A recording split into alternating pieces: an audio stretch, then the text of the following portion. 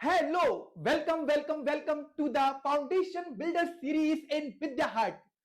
This is Faraz Khan, your mathematics mentor slash your dost slash your mitra slash your teacher slash your educator.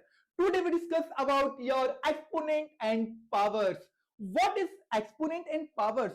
बहुत ही easy PG chapter है जो class 6 में, class 7 में, class 8 में, ये class 8 तक नहीं, क्लास 12 तक बच्चों को परेशान करता है। ये एक्सपोनेंट होता क्या है, ये पावर्स होता क्या है, सर इनको कैसे सॉल्व करते हैं। बहुत समस्याएं आती हैं, बहुत परेशानी आती है, बहुत कठिनाइयां आती हैं। तो स्टूडेंट्स, इसीलिए विद्या हट लाया है आपके लिए एक ऐसी सीरीज जिसमें हम लोग क्या करेंगे, बिल्कुल बेसिक से एडवांस की ओर चलेंगे। यानी बेसिक से एडवांस की ओर, चाहे कोई भी हो, चाहे क्लास 6 में हो, 7 में हो, 8 में हो, या जब प्रॉब्लम आती है ना कैलकुलेशन में, तो उस कैलकुलेशन को कैसे सॉल्व करना है नहीं समझ में आता है, फंस जाते हैं, बंद करके रख देते हैं। अब आपको बंद करके नहीं रखना है, स्टार्ट रहना है और लगे रहना है विद्या हट के साथ। हमारे साथ जुड़े रहिएगा एंड तक, क्योंकि हम करने वाले हैं ऐसी स्टार्टिंग जिसमें आपको लक्ष्य तक ले जाएंगे। तो स्टूडेंट्स, एक्सपोनेंट एंड पावर्स को जब स्टार्ट करेंगे, सबसे पहला हमारा क्वेश्चन यही बनेगा, सर ये एक्सपोनेंट होते क्या हैं, ये पावर्स होते क्या हैं, हमारी स्टार्टिंग कहां से होगी। तो स्टूडेंट्स देखिए, सबसे पहले टेबल ऑफ कंटेंट कि अपने इस लेक्चर में, आज की अपने इस वीडियो में हम लोग किन किन टॉपिक्स को कवर करेंगे। जब तक हमारे माइंड मैप नहीं बनेगा ना कि हमें क्या क्या करना है, इस चैप्टर को हम लोग कैसे पढ़ेंगे, इसमें कितने टॉपिक्स होते हैं, इसमें क्या क्या चीजें कवर करनी है, तब तक हमें कोई भी चीज क्लियर नहीं होती है। तो सबसे पहला होगा मीनिंग ऑफ द चैप्टर।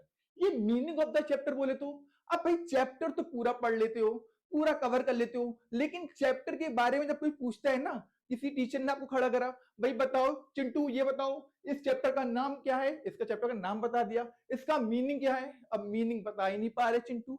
अब चिंटू मीनिंग बताएंगे कैसे, क्योंकि चिंटू ने चैप्टर को क्या करा है, चिंटू ने चैप्टर को पढ़ लिया, रट लिया, लेकिन समझा नहीं है। जब तक कोई चीज हमारी क्लियर नहीं होगी स्टूडेंट्स, तो हम कैसे बता पाएंगे। तो यहां पर आपको एक एक चीज, एक एक डाउट क्लियर होने वाला है। सबसे पहले हम लोग देखेंगे मीनिंग ऑफ द चैप्टर, उसके बाद why do we study exponents and powers. हम लोग एक्सपोनेंट्स और पावर्स को क्यों पढ़ते हैं, क्या जरूरत पड़ी हमें एक्सपोनेंट एंड पावर्स को पढ़ने की, क्या इसके बिना हमारी लाइफ नहीं चल रही थी, क्या इसके बिना हम आगे नहीं बढ़ पा रहे थे, क्यों जरूरत पड़ी हमें एक्सपोनेंट्स एंड पावर्स की, हम लोग इसको अंडरस्टैंड करेंगे। देन लॉज ऑफ एक्सपोनेंट्स, क्या क्या नियम होते हैं एक्सपोनेंट्स के, कौन कौन से लॉज लगाते हैं, तो उन लॉज को हम लोग कवर करेंगे। मिस्ट्री क्वेश्चंस, यानी मिस्ट्री क्वेश्चंस बोले तो ऐसे क्वेश्चंस जो कैलकुलेशंस में फंसते हो आप लोग, और फंसने के बाद चाहे बच्चा 12th का हो, 11th का हो, 10th का हो, वो बंद कर देता है बुक्स को जब समझ में नहीं आता है। तो ऐसे क्वेश्चंस करेंगे जो हम लोग के लिए बहुत ही एडवांस लेवल के होंगे, जिनको हम लोग बोलते हैं मिस्ट्री क्वेश्चंस। उन क्वेश्चंस को कवर करेंगे। नेक्स्ट टॉपिक होगा standard form of numbers. Standard form क्या होती है। अब एक बहुत बड़ा नंबर है, बहुत बड़ा नंबर है, अब उसको स्टैंडर्ड फॉर्म में कैसे राइट करना है, बच्चा कंफ्यूज हो जाता है। सर कब पावर हमारी निगेटिव हो जाती है, या कब एक्सपोनेंट हमारा क्या होता है, एक्सपोनेंट पॉजिटिव होता है। बहुत कंफ्यूजन पैदा होती है ना, जब निगेटिव होगी तब एक्सपोनेंट, जब निगेटिव होता है हमारा तब हमारे जीरो कहां लगेंगे, और जब एक्सपोनेंट हमारा पॉजिटिव होगा तब हमारे जीरो कहां लगते हैं। तो यही सारी चीजें तो हमें प्रॉब्लम करती है ना। तो इन्हीं प्रॉब्लम को तो दूर करने के लिए हम लोग आए। तो स्टूडेंट्स देखो, सबसे पहले आप पढ़ोगे यहां पर एक्सपोनेंट्स एंड पावर्स को। एक्सपोनेंट और पावर्स को पढ़ने से पहले अभी तक आपने जो पढ़ा उसको सब भूल जाओ, क्योंकि अभी तक जो पढ़ के आए हो ना वो सारा गलत पढ़ के आए हो आप लोग। सर आपने कैसे कह दिया हम गलत पढ़ के आए हैं। भाई मैं इसलिए बोल रहा हूं क्योंकि अभी अगर हम एक क्वेश्चन पूछेंगे ना, तो आप लोग कहोगे हाँ ये तो 24 है ना, ये 24 क्या है, सभी बच्चे भी आंसर कर देंगे ये तो पावर है। भाई पावर नहीं होती है स्टूडेंट्स, ये पावर नहीं है आपकी। ये पावर क्यों नहीं है, क्योंकि ये पूरी पावर थोड़ी नहीं है। आप बताओ ये 10 है ना, हाँ मैंने तो लिख दिया ये 10 बेस है, ये 24 क्या है, 24 एक्सपोनेंट है। क्या सर 24 को, इस 24 को हम लोग जो है क्या पावर नहीं बोल सकते हैं। नहीं स्टूडेंट्स, आप 24 को पावर नहीं बोल सकते हो। सर क्यों नहीं बोल सकते हैं, अभी तक हमारे टीचर ने स्कूल में, ट्यूशन में मुझे यही सिखाया कि 24 is the power. But student ये पावर नहीं होती है, ये एक्सपोनेंट होता है। एक्सपोनेंट अलग होता है, पावर अलग होती है। आप ये बोलोगे ना पूरा 10 टू द पावर 24, तो ये पूरा जो 10 भी है 24 भी है, ये पूरा पावर है। अकेला 24 जो है ना वो पावर नहीं होता है। और सर आपने फिर ये क्यों लिखा 10 रेज टू द पावर 24? भाई यही तो सब गलती है ना, जो चला आ रहा है ना वही चलने दो, जो चला आ रहा है वही चलने दो। क्यों चलने दो? 10 रेज टू द पावर 24, यही तो गलती हमारी हो गई यहाँ पर। और तभी तो हम लोग 24 को पावर बोल रहे ना, जबकि 24 पावर नहीं है, 10 टू द पावर 24, ये पूरी पावर हमारी 10 भी 24 भी दोनों पावर फॉर्म आएंगी। 24 is the exponent and the 10 is base. Okay, अब यहां पर सर आपने ये तो बता दिया क्या 10 की पावर यानी 10 की जो एक्सपोनेंट 24 है इसको 24 टाइम्स ओपन करेंगे? भाई बिल्कुल, 24 को आप 10 को 24 टाइम्स ओपन करोगे, फिर स्टैंडर्ड फॉर्म में राइट करोगे, कितनी प्रॉब्लम क्रिएट होगी सर? हाँ प्रॉब्लम क्रिएट होगी ना। अब जीरो कहां लगेंगे? आगे लगेंगे क्या पीछे लगेंगे? पावर्स की निगेटिव होगी या पॉजिटिव होगी? ये भी कंफ्यूजन पैदा करती है ना कि उसका जो एक्सपोनेंट आप राइट करोगे वो आपका निगेटिव होगा पॉजिटिव होगा। तो स्टूडेंट्स सबसे पहले समझ लो ये क्या होगा हमारा, ये तो हमारा बेस हो जाएगा। हाँ सर ये बेस हो गया। 24 क्या होगा? 24 एक्सपोनेंट होगा। इसको किस तरीके से पढ़ेंगे? तो 10 रेज टू द पावर 24 इस फॉर्म में हम लोग इसको पढ़ते हैं। ये 24 एक्सपोनेंट है, 24 पावर ना बोल देना। अगर कोई टीचर पूछे कि पूरा क्या है तो पूरा पावर की फॉर्म में है। 10 की पावर 24, 10 की पावर 24 यानी कि 10 की पावर 24 पूरा पावर है, तब बोल देना, वरना ये एक्सपोनेंट है और ये हमारा बेस है। क्लियर? समझ में आ गया ना? अब देखिए नेक्स्ट।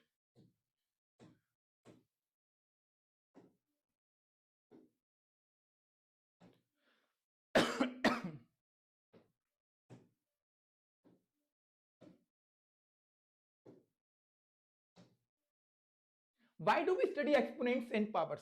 सेकंड टॉपिक था हमारा कि हम लोग को एक्सपोनेंट और पावर्स को क्यों पढ़ते हैं, क्यों जरूरत पड़ी इनकी पढ़ने की हमें, क्या इसके बिना हमारी लाइफ आगे नहीं बढ़ रही थी? तो स्टूडेंट्स बिल्कुल, understanding exponent and power is essential for solving many mathematical problems representing large and small numbers and working with the scientific notations। समझा गया ना? यानी कि जब आप एक छोटी कैलकुलेशन कर रहे हो ना और एक लार्ज कैलकुलेशन कर रहे हो ना, तो लार्ज कैलकुलेशन को सॉल्व करने के लिए हमें यहां पर एक्सपोनेंट एंड पावर्स की नीड पड़ी। बहुत बड़ी बड़े नंबर है ना, उन बड़े बड़े नंबर्स को कैसे राइट करना है, किस फॉर्म में राइट करना है, साइंटिफिक नोटेशन में कैसे राइट करना है, तभी तो हमें यहां पर इनकी पावर्स की यानी कि हम बोल सकते हैं एक्सपोनेंट्स की और पावर्स की हमें जरूरत पड़ी स्टूडेंट्स। तो एक्सपोनेंट और पावर्स को और अच्छे से हमें डिफाइन करना हो तो उसको हम कैसे डिफाइन करेंगे? सपोज दैट मान लो स्टूडेंट्स ये क्या है आपका, ये सन है। सन से सैटर्न की दूरी कितनी है? तो सर ये देखिए 14335000000000 मीटर। ओ सर ये तो थक गए, पढ़ते पढ़ते ना मेरे तो प्राण निकल गए सर। कितने जीरो, इसको कैसे पढ़ेंगे? कितना होगा, कितने लाख होगा, कितना करोड़ होगा, नहीं पता चल रहा ना। तुम क्या लिखा है, डिस्टेंस जो है सन का सैटर्न से स्टूडेंट डिस्टेंस कितना दिखा रहा है? तो 143350000000 मीटर।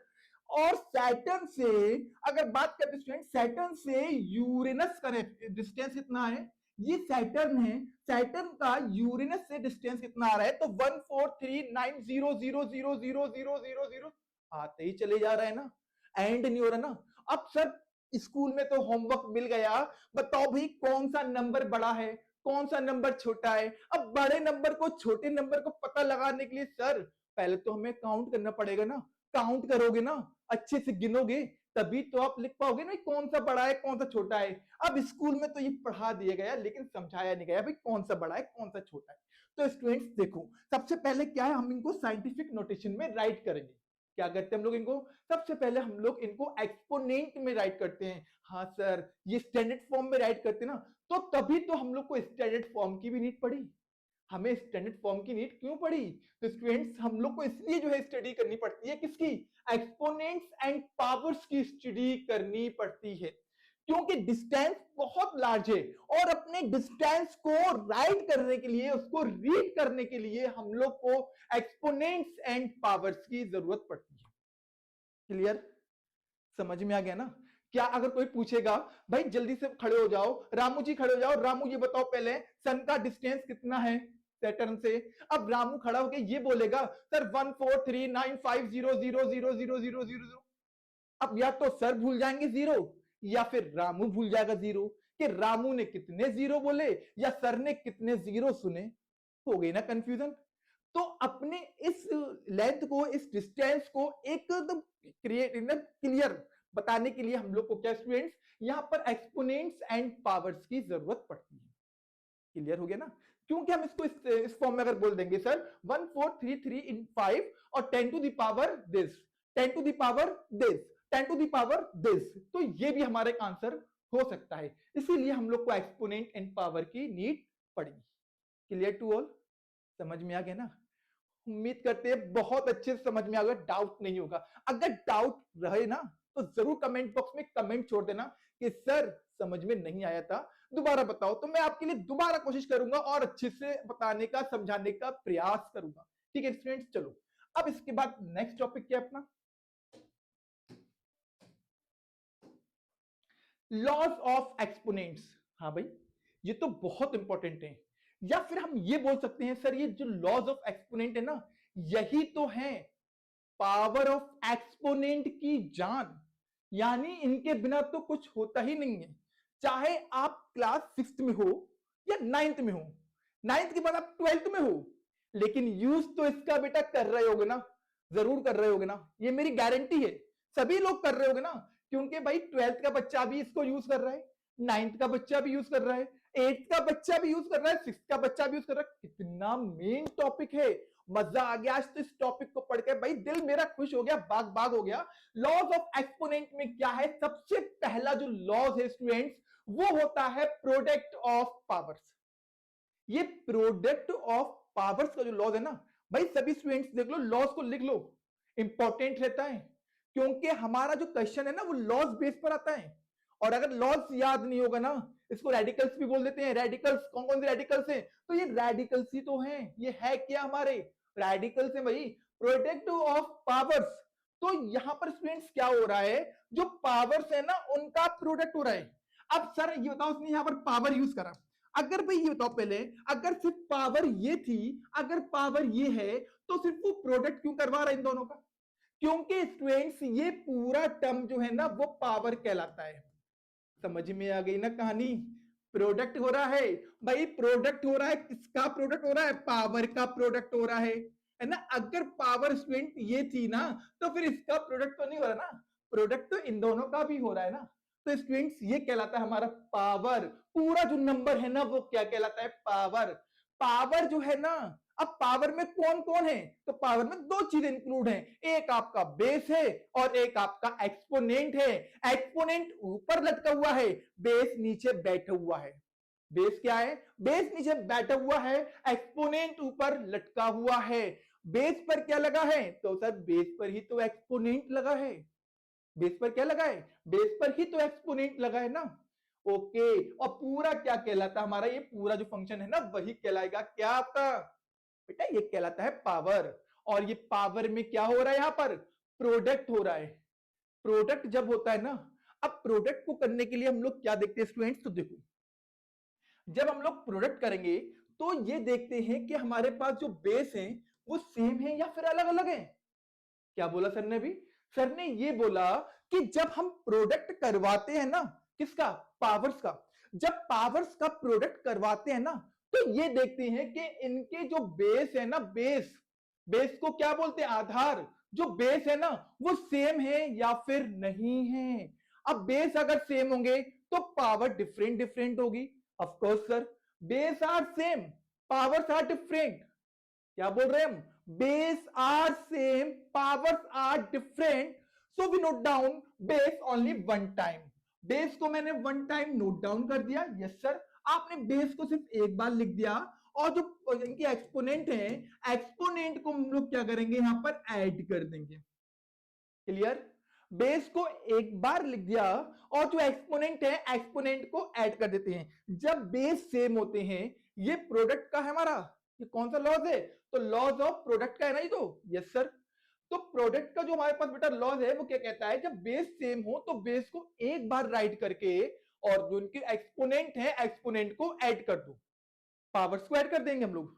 ठीक है, हर लॉस का हम लोग क्वेश्चंस कवर करेंगे, क्योंकि भाई तो पहले मैंने बता देना कंटेंट में अपने कि क्या क्या चीजें कवर करने वाले हैं। तो एक एक लॉस पर स्टूडेंट्स हम लोग क्या करेंगे, एक एक क्वेश्चंस को कवर करेंगे। कोई क्वेश्चन कोई लॉस आपका छूटने वाला नहीं है। उसके बाद क्या हमारा क्वेश्चन ऑफ पावर्स, यानी क्वेश्चन क्या होता है, क्वेश्चन है ना कि आपके पास कितने बार भाई भाग गया, कितने बार डिवाइड हुआ, क्या हुआ, तो क्वेश्चन। अब क्वेश्चन तो एक ही स्टूडेंट क्या है यहाँ पर, तो एक एक्सपोनेंट n है, फिर बाई या अपॉन a की पावर m, a की पावर n बाई a की power m is equal to a की पावर n माइनस m। जब डिवाइड में होता है ना तो पावर जो उनकी होती है ना एक्सपोनेंट, वो घट जाती है। नीचे वाली क्या होती है बच्चों, नीचे वाली घट जाती है। किससे घटती है, ऊपर वाले से। प्रोडक्ट में ऐड होती है, प्रोडक्ट में एक्सपोनेंट ऐड होते हैं, और जब हम लोग अगर निकालते हैं क्वोशिएंट का डिवाइड वाले का, तो उसमें जो एक्सपोनेंट होते हैं बेटा वो क्या होते हैं, सब्ट्रैक्ट होते हैं। फिर क्या हमारे पास पावर ऑफ किसका, पावर्स ऑफ पावर। अरे वाह, पावर्स ऑफ पावर यानी स्टूडेंट एक्सपोनेंट पर एक्सपोनेंट लग गया, वो गजब। एक्सपोनेंट पर एक्सपोनेंट लगेगा स्टूडेंट्स तो क्या होता है, जो दोनों एक्सपोनेंट होते हैं ना उन दोनों का क्या हो जाता है, मल्टीप्लाई हो जाता है। दोनों एक्सपोनेंट के यहां पर मल्टीप्लाई प्रोडक्ट हो जाता है। यहां पर दोनों एक्सपोनेंट हो जाएंगे मल्टीपल की फॉर्म में आ जाएंगे, मल्टीप्लाई हो जाएगा, प्रोडक्ट हो जाएगा उनका। नेगेटिव पावर्स, नेगेटिव पावर्स क्या होता है बच्चों, तो जब हमारे पास कोई भी बेस है और बेस पर जो एक्सपोनेंट हो वो नेगेटिव हो। बेस पर पावर बेटा कैसी आ रही है हमारे पास, एक्सपोनेंट नेगेटिव आ रहा है ना, तो ये जो नेगेटिव हमारे पास एक्सपोनेंट है ना, वो क्या कहता है, हमें नीचे पहुंचा दो, यानी इसके अपॉन में इसके बाय में 1 होगा, तो 1 ऊपर जाएगा और ए की जो एक्सपोनेंट माइनस एन है ना वो नीचे आएगी। तो नीचे आके बेटा कैसी हो जाती है हमारी, पॉजिटिव हो जाती है। कैसी होगी ये, पॉजिटिव हो जाएगी। फ्रैक्शनल पावर्स, अब फ्रैक्शनल पावर्स बोले तो अगर किसी भी बेस पर जो एक्सपोनेंट है ना वो फ्रैक्शन की फॉर्म में आ रहा है, इन द फॉर्म या वी कैन से दैट ए या टू द पावर, इस फॉर्म में लिख दीजिए, आप समझ लो पहले, टू द पावर 1/2 है ना, 2 का जो एक्सपोनेंट है ना वो 1/2 है। तो स्टूडेंट्स क्या होगा हमारे पास, तो ये वाला जो है ना, ये वाला 2 बाहर अंडर रूट, फिर ये a2 है हमारे पास पावर 1।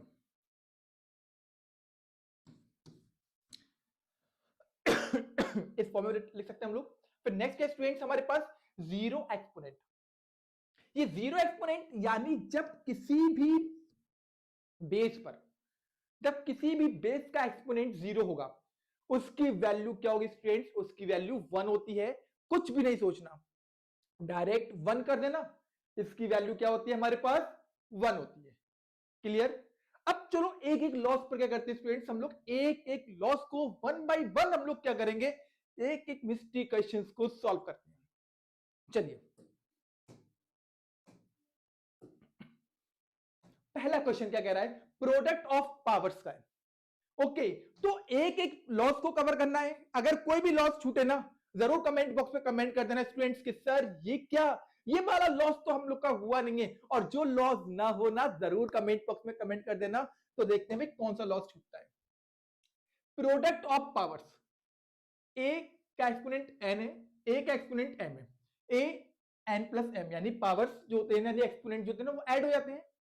अब स्टूडेंट्स देखो यहां पर हम लोग क्वेश्चन को सॉल्व करेंगे, 2 की पावर यानी 2/3 का एक्सपोनेंट हमारे पास 2 है, मल्टीप्लाई यहां पर क्या स्टूडेंट्स 2/3 का एक्सपोनेंट 5 है। बच्चों ये 2/3 क्या है, तो आप कहोगे सर ये तो बेस है हमारे पास। क्या है स्टूडेंट्स, ये बेस है। बच्चों ये क्या है, ये एक्सपोनेंट है। ओके, ये क्या है, एक्सपोनेंट है। this one base and this one exponent. When base are same, we note down one time. जब बेस हमारे स्टूडेंट्स क्या होते हैं, बेस हमारे सेम होते हैं, तो बेस को हम लोग क्या करते हैं स्टूडेंट्स, बेस को हम लोग यहां पर वन टाइम नोट डाउन कर देते हैं। और पावर जो एक्सपोनेंट है ना, एक्सपोनेंट क्या होती है स्टूडेंट्स, एक्सपोनेंट को ऐड कर देते हैं। क्या करेंगे एक्सपोनेंट को, एक्सपोनेंट को ऐड कर देंगे 2 प्लस का 3, सॉरी 2 प्लस 5, ये एक्सपोनेंट 5 है तो 5 हो गया हमारे पास। अब 2 अपॉन 3 बेटा, we note down as it is, 5 plus 2 दोनों को ऐड कर दो तो 2 अपॉन 3 का एक्सपोनेंट कितना आ गया, 7 आ गया। तो स्टूडेंट्स यही क्या होगा, इसका फाइनल आंसर होगा। बस क्या करना होगा, जब हमारे पास स्टूडेंट्स क्या हो, प्रोडक्ट या प्रोडक्ट ऑफ पावर्स की अगर बात करेंगे तो प्रोडक्ट ऑफ पावर्स में क्या होगा, बेस को एक बार लिख के और उनके जो एक्सपोनेंट होते हैं, एक्सपोनेंट को हम लोग क्या करेंगे स्टूडेंट्स, एक्सपोनेंट को हम लोग यहां पर सम कर देंगे और सम करके हम लोग उनका आंसर राइट कर देंगे। इसके अलावा कुछ नहीं होता है इसमें, बहुत इजी पीजी है भाई। अब देखो नेक्स्ट, अरे भाई सर ये तो बहुत डिफिकल्ट है, आप ये क्या लेकर आए हो, -5x। बेटा ये थोड़ा सा देखो इस फॉर्म में लिख लो, -5x प्लस 1 है ये, -5x प्लस 1 मल्टीप्लाई -5 का एक्सपोनेंट 5 इज इक्वल टू -5 का एक्सपोनेंट 7 हो गया। बच्चों ये भी -5 है, ये भी -5 है, बेस सेम है ना। सर ने क्या बोला, जब प्रोडक्ट ऑफ यानी पावर्स ऑफ प्रोडक्ट की बात करेंगे हम लोग तो स्टूडेंट्स क्या करेंगे, तो बेस को एक बार राइट कर देंगे। सिर्फ बेस, सबसे पहले ये चेक करो बेस क्या है, ये भी बेस -5 है और ये भी बेस आपका -5 है। -5 को क्या करो स्टूडेंट्स, एक बार राइट कर दो। ओके सर, हमने -5 को यहां पर एक बार राइट कर दिया। बच्चों यहां क्या है, x प्लस 1 और ये एक्सपोनेंट क्या है, 5 है, तो सबको ऐड कर दो, x प्लस 1 प्लस का 5 इज इक्वल टू में क्या है बच्चों, इज इक्वल टू में सर -5 का एक्सपोनेंट 7 है। अब सर बीच में तो इक्वल टू आ गया, लेकिन हम लोग लॉज जो पढ़ रहे हैं ना वो तो प्रोडक्ट ऑफ पावर पढ़ रहे हैं सर। प्रोडक्ट ऑफ पावर में इक्वल टू क्या कर रहा है, अरे सर ये तो बहुत इजी हो गया। अगर स्टूडेंट्स यहां पर भी बेस हमारा सेम हो, इज इक्वल टू के उधर भी बेस सेम हो, तो बेस से बेस क्या होते हैं बच्चों, बेस से बेस कट जाते हैं। क्या होते हैं, बेस से बेस बच्चों कट जाएंगे। और जब बेस से बेस कटता है ना तो पावर यानी जिसको बोलते हैं एक्सपोनेंट, कौन बचा हमारे पास, एक्सपोनेंट बचा। एक्सपोनेंट को हम लोग क्या करेंगे स्टूडेंट्स, एक्सपोनेंट को हम लोग लिख देंगे अब x 1 प्लस 5, 1 प्लस 5 हो जाएगा बच्चों कितना, 6, 6 इज इक्वल टू 7। ये बच्चों वेरिएबल है, ये कांस्टेंट। वेरिएबल जानते हो ना, ये तो पढ़े होंगे ना, वेरिएबल क्या होते हैं, वेरिएबल कांस्टेंट आपस में ऐड नहीं होते हैं, जुड़ते नहीं है, बहुत लंबी कहानी है। अब कभी मौका मिलेगा तो उसको भी कवर करेंगे कि वेरिएबल कांस्टेंट क्यों नहीं जोड़ते हैं, इनको जोड़ने के लिए हमें क्या चाहिए होता है बच्चों, तो ये भी कहानी पढ़ेंगे हम लोग, है ना। x plus 6 is equal to 7 हो गया। अब ये बच्चों वेरिएबल है, ये कांस्टेंट है, ये कांस्टेंट है, कांस्टेंट को कांस्टेंट के पास ले जाएंगे तो बच्चों कितना हो जाएगा हमारे पास, तो देखो बच्चों x इज इक्वल टू 6 है ना, 7 माइनस 6 हो जाएगा, x is equal to 7 minus 6 हो गया। अब बच्चों 7 में से क्या होगा, 6 तो माइनस ही होगा ना, तो x इज इक्वल टू 1। बच्चों x की वैल्यू कितनी निकल आई हमारे पास, 1 निकलेगी। अगर हम लोग यहाँ पर बच्चों x यहाँ पर कितना लिख देंगे, 1 लिख देंगे ना, तो हमारे पास देखो आंसर सेम हो जाएगा। वाह सर, यहां भी पावर 7 हो जाएगी और यहां भी पावर 7 हो जाएगी, दोनों क्या हो जाएंगे, दोनों इक्विवेलेंट हो जाएंगे। क्या हो जाएंगे बच्चों, इक्विवेलेंट होंगे। क्लियर हुआ ना, समझ में आ रहा है ना, तो क्लियर हो रहा होगा, बहुत अच्छे से क्लियर हो रहा होगा। नहीं हो रहा है ना तो कमेंट बॉक्स में कमेंट डाल देना कि सर समझ में नहीं आया था, ठीक है। तो यहां पर देखो x प्लस 1 यानी x की वैल्यू कितनी है हमारे पास, सर 1 है। 1 प्लस 1 प्लस 5 7 और यहां भी 7, दोनों इक्विवेलेंट हो रहे हैं ना, x की वैल्यू क्या निकलेगी, 1 निकलेगी। क्लियर। तो सर ये था बच्चों, ये था हमारा product of powers. Product of powers तो क्लियर हो गया ना। चलो सेकंड लॉ से पहुंचते हैं बच्चों। सेकंड लॉ हमारा क्या है, नेगेटिव पावर्स।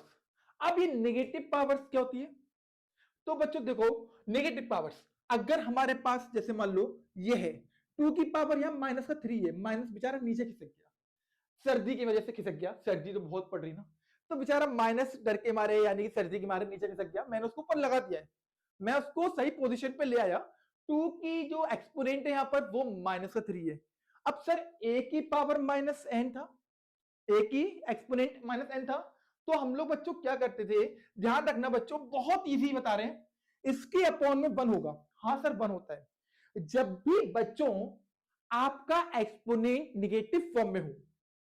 बहुत ध्यान से सुनना क्या बोल रहे हैं, दोनों कान ऐसे कर लो सब लोग। जब भी बच्चों हमारा एक्सपोनेंट निगेटिव हो, क्या बोल रहे हो, जब भी हमारा एक्सपोनेंट निगेटिव हो उसका रेसिप्रोकल कर दो। जब उसका रेसिप्रोकल कर दोगे ना, जो एक्सपोनेंट होगा वो पॉजिटिव हो जाएगा। समझ में आ गया ना, जब भी हमारा एक्सपोनेंट बच्चों कैसा हो, निगेटिव हो, तो पूरा जो बेस है ना, बेस का रेसिप्रोकल कर दो, और जब बेस का रेसिप्रोकल कर दोगे ना तो बच्चों क्या हो जाएगा हमारे पास, तो हमारे पास वो जो एक्सपोनेंट है ना वो पॉजिटिव हो जाएगा। चलो भाई इसका रेसिप्रोकल कर दो, बेस का रेसिप्रोकल 2/1 है ना, क्या कर देंगे हम लोग 1/2 कर देंगे। अब एक्सपोनेंट किस पर लगा है सर, 2 पे लगा ना, तो कितना जाएगा हमारे पास, 2 का एक्सपोनेंट 3 हो जाएगा। बस स्टूडेंट्स यही आपका आंसर होगा, इससे आगे हम कुछ नहीं बोलेंगे और ना हम कुछ करेंगे। ना तो मैंने कुछ बोला और ना ही मैंने कुछ करा, बस क्या करा, जब हमारे पास एक्सपोनेंट नेगेटिव फॉर्म में होगा उसको हम लोग क्या करेंगे स्टूडेंट्स, उसको हम लोग किस में लाएंगे, पहले रेसिप्रोकल करेंगे, और रेसिप्रोकल किसका होगा, बेस का होगा। जब बेस का रेसिप्रोकल कर देंगे तो पावर हमारा एक्सपोनेंट जिस पर लगाए ना उस पर लगा देंगे, और वो पॉजिटिव लगाएंगे, निगेटिव नहीं लगाएंगे। कैसा हो जाएगा हमारा, वो पॉजिटिव हो जाएगा। ऐसे 2 की एक्सपोनेंट -3 था, अपॉन में 1 होगा, जाहिर सी बात है रेशनल नंबर होगा, रेसिप्रोकल कर दिया, 1/2 का एक्सपोनेंट 3 हो गया यहाँ पर। अब नेक्स्ट क्या बच्चों हमारे पास, ये देखिए, ये बच्चों इस फॉर्म में लिख दो, 1/3 का एक्सपोनेंट यहां पर -2 है। सर क्या बोल रहे हैं कि जब भी आपके पास एक्सपोनेंट नेगेटिव मिले, जब भी एक्सपोनेंट नेगेटिव मिले, क्या बोल रहे हैं, जब भी एक्सपोनेंट नेगेटिव मिले बेस का रेसिप्रोकल कर दो। भाई बेस कहां है, ये है ना बेस, 1/3 क्या है, बेस ही तो है, तो भाई बेस का रेसिप्रोकल कर दो। बेस का रेसिप्रोकल क्या होगा बच्चों, 3/1 ही तो होगा, और भाई एक्सपोनेंट किस पर लगा था, 3 पर, 3 पे लगा दो, लेकिन कैसा लगेगा, पॉजिटिव लगेगा। अब अपॉन में 1 है, अपॉन में 1 है, आपकी मर्जी है, आपकी मर्जी, लिखो या फिर नहीं लिखो, तो हम लोग क्या लिख देंगे, 3 की एक्सपोनेंट यहां पर 2 हो जाएगी। This is your final answer. Clear. अब आप चाहो तो इसको ओपन भी कर दो, पावर यानी एक्सपोनेंट में ना ही लिखो, पावर में ना लिखो, क्या प्रॉब्लम आ रही है, जरूरी थोड़ी नहीं है पावर में लिखो, आप इसको ओपन करके भी ले सकते हो। अब 3 को कितने बार हमें खोलना है, ओपन करना है 2 टाइम्स, 3 इंटू 3 करेंगे, 3 3 9 होता है, ये भी हमारा आंसर हो सकता है ना। क्लियर, एकदम क्लियर हो गया होगा, एकदम यहां बैठा होगा यहां पर, मुझे उम्मीद है यहां लगा होगा। ठीक है चलो नेक्स्ट। अब नेक्स्ट लॉस क्या बच्चों हम लोग का, क्वेश्चन ऑफ पावर्स। अब क्वेश्चन ऑफ पावर्स क्या होते हैं, अब उसको देखते हैं। देखिए बच्चों क्वेश्चन ऑफ पावर्स की अगर हम लोग बात करेंगे तो यहां पर a बेस है कि a की पावर n अपॉन a की पावर n। अगर हमारे पास बच्चों ये हमारे पास लॉज है, तो इसको हम लोग करते हैं बेस को 1 टाइम नोट करके, और जो पावर यानी जो एक्सपोनेंट है ना वो निगेटिव हो जाता है, जो नीचे वाला एक्सपोनेंट होगा वो ऊपर वाले एक्सपोनेंट से माइनस हो जाएगा। ये भी ध्यान रखना, नीचे वाला एक्सपोनेंट ऊपर वाले एक्सपोनेंट से माइनस होगा, ना कि आप ऊपर वाले एक्सपोनेंट को माइनस कर दो, क्योंकि ऊपर वाला एक्सपोनेंट चाहे छोटा हो और चाहे बड़ा हो, होगा उसी से ही। ओके चलो नेक्स्ट, हमारे पास बच्चों क्वेश्चन भी करना है। अब क्या है, 2 का एक्सपोनेंट 3 है अपॉन एंड 2 का एक्सपोनेंट यहां पर 2 है। बच्चों देखो ये भी 2 के अपॉन 2 का एक्सपोनेंट 3 है और एक 2 का एक्सपोनेंट 2 है। हम लोग को क्या करना है, सिर्फ 2 को एक बार नोट डाउन कर देना है। यस सर 2 को एक बार नोट डाउन कर देना है, मैंने 2 को एक बार नोट डाउन कर दिया बेटा। अब जो एक्सपोनेंट है ना, तो नीचे वाला एक्सपोनेंट ऊपर वाले से क्या होगा, सब्ट्रैक्ट, तो पहले 3 माइनस का 2, 2 एक्सपोनेंट 3 माइनस 2 हो गया।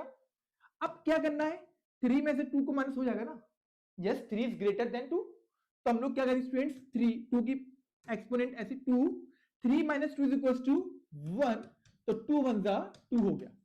तो फाइनल आंसर क्या निकल रहा है आपका, 2 तो निकल रहा है। अब एक क्वेश्चन हम जरूर देंगे आपको होमवर्क के लिए, यानी अभी हमारा यहाँ पर एंड नहीं हो रहा है, आप समझना कि सर ने एंड कर दिया, नहीं, मैं अभी आपको जो हूं क्वेश्चन लॉस पर, हमको क्वेश्चन ऑफ पावर्स पर एक क्वेश्चन देंगे और उसका आंसर आप कमेंट बॉक्स में देना कि इसका आंसर क्या आएगा। चलो, अब 5 की पावर 5 अपॉन 5 की पावर माइनस का 2, ठीक है, 5 का एक्सपोनेंट 5, 5 का एक्सपोनेंट माइनस का 2। बच्चों ये जो क्वेश्चन है ना वो आपका होमवर्क में। अब ये देखते हैं अभी तक मैंने जितना पढ़ाया वो हमारे कौन कौन से बहादुर शानदार ताकतवर बच्चे हैं जो इसका आंसर हमें कर रहे हैं। अब देखते हैं आपका एक्सपीरियंस कितना बच्चों ने कवर कर लिया है, कितना मेरे जो सामने शेर बैठे ना, शेर शेरनिया ये जो पढ़ रहे हैं ना, कितना हमें कैच कर रहे हैं, इनका कैचिंग पावर क्या है, ये कितना हमको समझते हैं। तो हम भी तो जरा चेक करेंगे अपने शेर शेरनियों को। तो भाई इसका आंसर कमेंट बॉक्स में करना कि क्या निकल रहा है, ठीक है। तो ये हमारा थर्ड लॉस था, अभी और लॉस बाकी है। चलो भाई नेक्स्ट लॉस को देखते हैं, नेक्स्ट लॉस हमारा क्या है। अब क्या है स्टूडेंट्स, पावर्स ऑफ पावर, यानी पावर की बात कर रहा है। ओके, जब स्टूडेंट्स पावर पे पावर होती है ना, यानी हमारे पास बच्चों ये पूरा पावर है और पावर पे भी पावर आ गई। अरे वाह सर, पावर पे भी पावर आ गई, वाह वाह वाह, मजा आ गया भाई। पावर पे पावर आने का मतलब हो गया बच्चों हमारे पास, अब फर्स्ट वाले पार्ट की अगर हम बात करेंगे तो कितना स्टूडेंट्स हमारे पास, 5 की पावर 2 है ना, 5 का एक्सपोनेंट 2 एंड पूरे पावर का एक्सपोनेंट 3 हो गया हमारे पास। ओके सर, तो अभी सर ने क्या बताया था, जो दोनों एक्सपोनेंट हैं आपस में एक्सपोनेंट का क्या करवा दो, मल्टीप्लाई करवा दो। यही तो सर ने बोला, एक्सपोनेंट का करवा दो बच्चों, मल्टीप्लाई करवा दो। तो हम क्या करेंगे यहां पर, एक्सपोनेंट का मल्टीप्लाई यानी कि 5 2 मल्टीप्लाई 3 हो जाएगा। ओके सर, अब मल्टीप्लाई करवाओ कितना जाएगा बच्चों हमारे पास, 3 2 6, तो 5 का एक्सपोनेंट 6, यानी बच्चों यही हमारा क्या हो जाएगा, पावर 5 की power 6, 5 raise to the power 6, 5 raise to the power 6।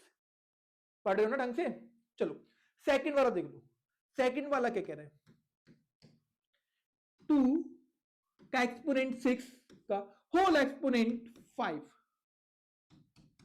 Bracket को उड़ाओ, जो वो हमारे एक्सपोनेंट उनका मल्टीप्लाई करवा दो, तो 2 6 मल्टीप्लाई 5, ओके 6 5 जा 30, 2 की power 30, this is my final answer. मजे तो आ रहे होंगे है ना, मजे तो बहुत आ रहे होंगे ना, क्योंकि इतना इतना इतना इतना शानदार चैप्टर और इतने शानदार तरीके से पढ़ाया जा रहा है, तो मजा तो आ रहा होगा ना भाई, बिल्कुल मजा आ रहा है ना, और वो मजा मुझे दिखेगा भी, देखते हैं कितने लोगों को मजा आ रहा है।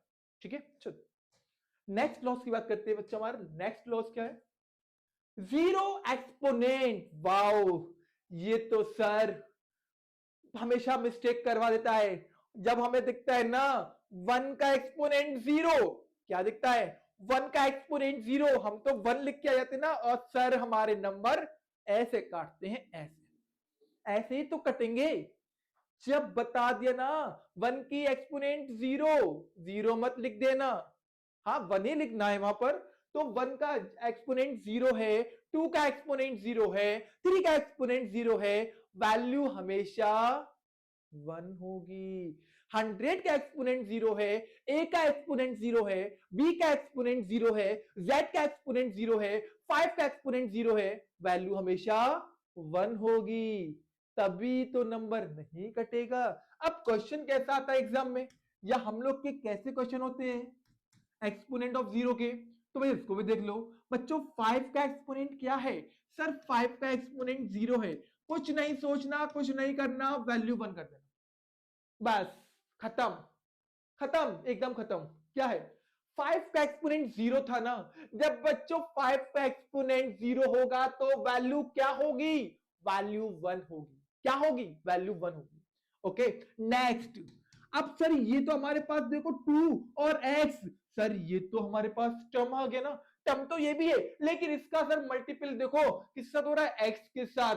और x is a variable, 2 is a coefficient of x, 2 is a coefficient of x, और इनका होल पावर जो है सर 0 हो गया है।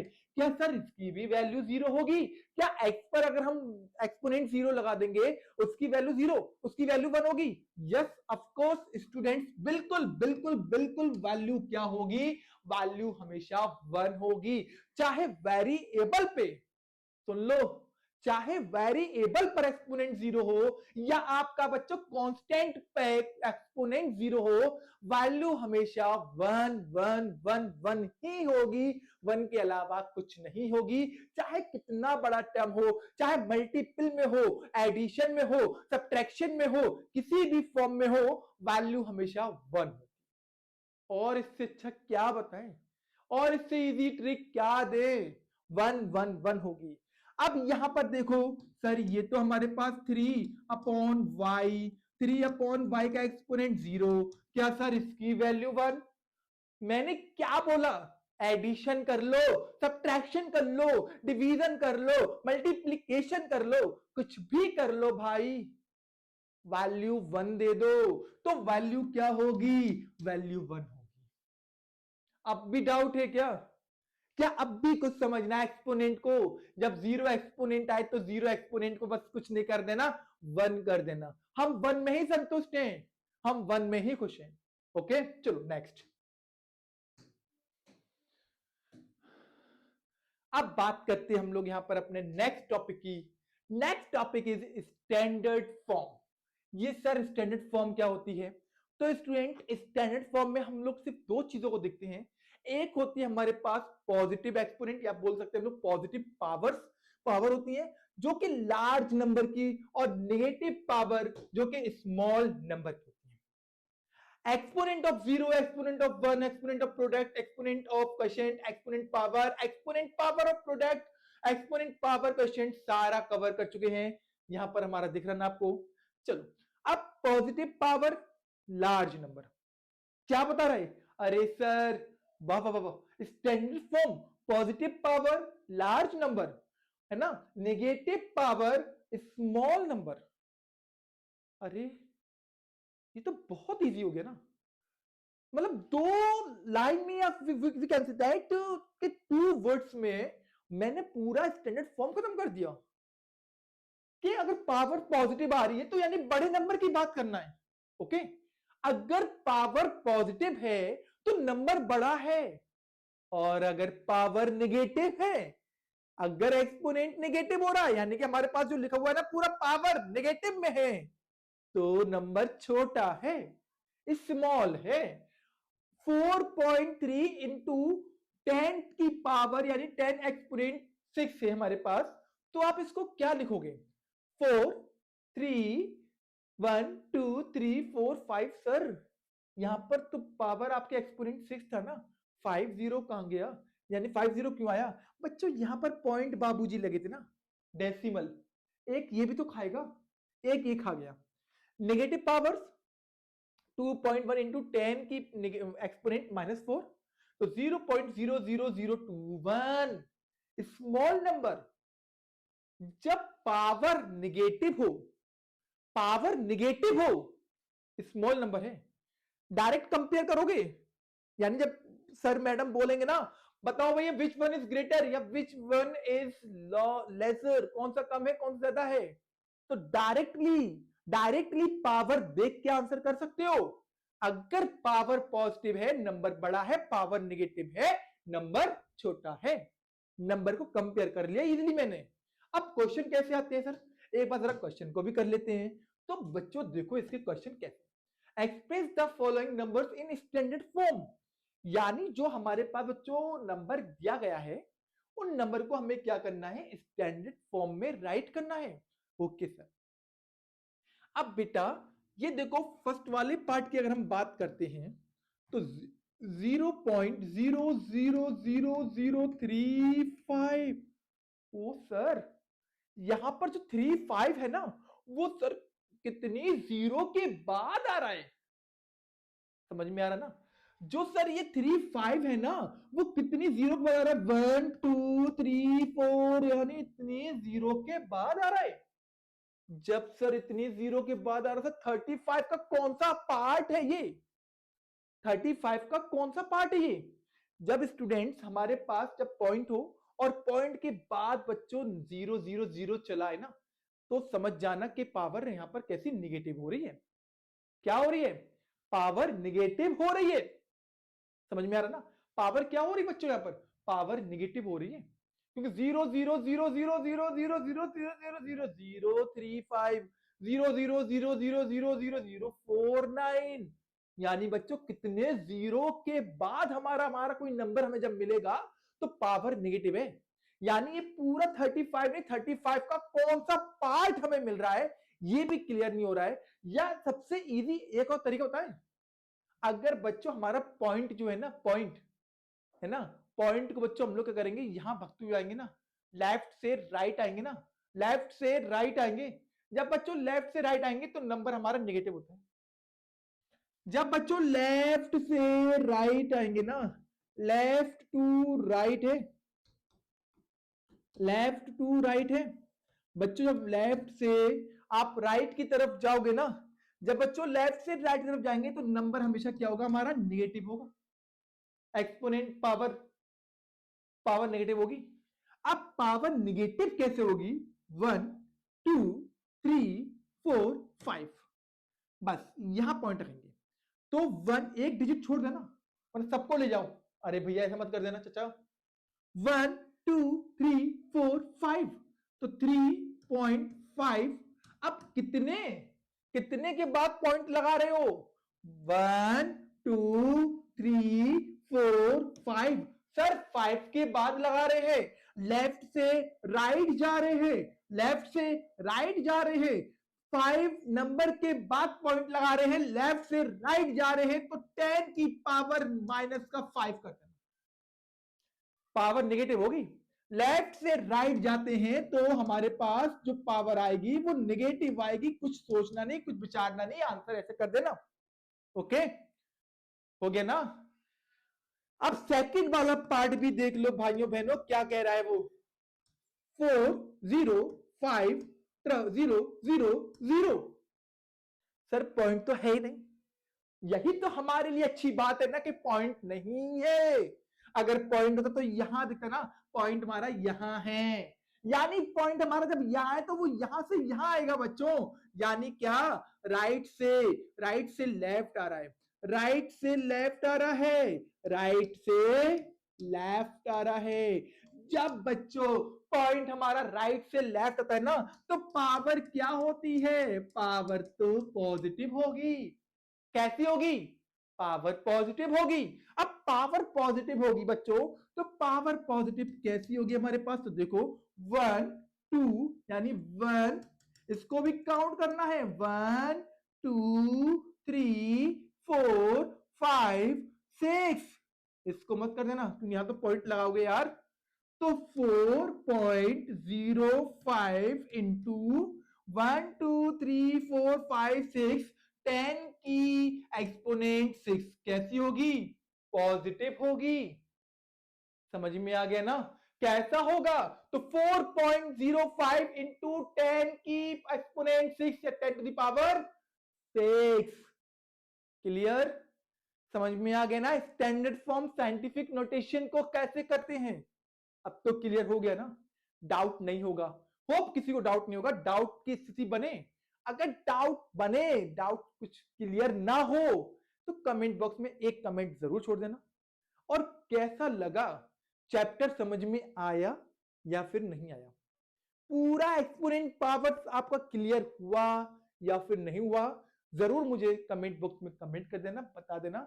और अगर अच्छा लगे ना, तो जरूर स्टूडेंट्स एक मैसेज, एक कमेंट जरूर छोड़ना, जिससे कि हमारे अंदर और एनर्जी, ऊर्जा बढ़े। जब ऊर्जा बढ़ेगी है ना, तो स्टूडेंट्स क्या होगा? रिस्पॉन्स मिलेगा। जब स्टिमुलस होगा तो रिस्पॉन्स मिलेगा ना, अब स्टिमुलस नहीं होगा तो रिस्पॉन्स कहां से मिलेगा? ओके, चलो नेक्स्ट। तो ये थी आज की आपकी एक्सपोनेंट एंड पावर्स। होप सभी को बहुत अच्छे से क्लियर हो गया होगा, किसी स्टूडेंट्स को डाउट नहीं होगा। अगर स्टूडेंट्स कहीं भी डाउट की स्थिति बने तो जरूर आप कमेंट बॉक्स में कमेंट कर दीजिएगा कि मुझे सर ये क्वेश्चन समझ में नहीं आया, तो मैं जरूर कोशिश करूंगा कि आपके डाउट को क्लियर करूं। होप आप सब लोग पहली पहली बार भी देख रहे होंगे मुझे, और बहुत से ऐसे मेरे प्यारे नन्हे मुन्ने बच्चे होंगे जो मुझे पहली बार देख रहे होंगे ना। अगर स्टूडेंट्स पहली बार देख रहे हो ना, तो मुझे आपका बहुत सपोर्ट चाहिए, मुझे आपका बहुत सहारा चाहिए। मुझे आप नहीं तो आगे बढ़ाया है ना, और ऐसे ही मुझे आप आगे बढ़ाइए, मेरे अंदर ऐसी एनर्जी भरिए और मैं आपको बहुत कुछ दूंगा। ओके, तो स्टूडेंट्स क्लास अगर अच्छी लगी तो जरूर एक बार हमें लाइक, चैनल को सब्सक्राइब करिए, जिससे कि हम आपको और आगे भी मिल सके। मिलते हैं हम लोग अपने नेक्स्ट लेक्चर में। Till then take care, thank you and जय हिंद।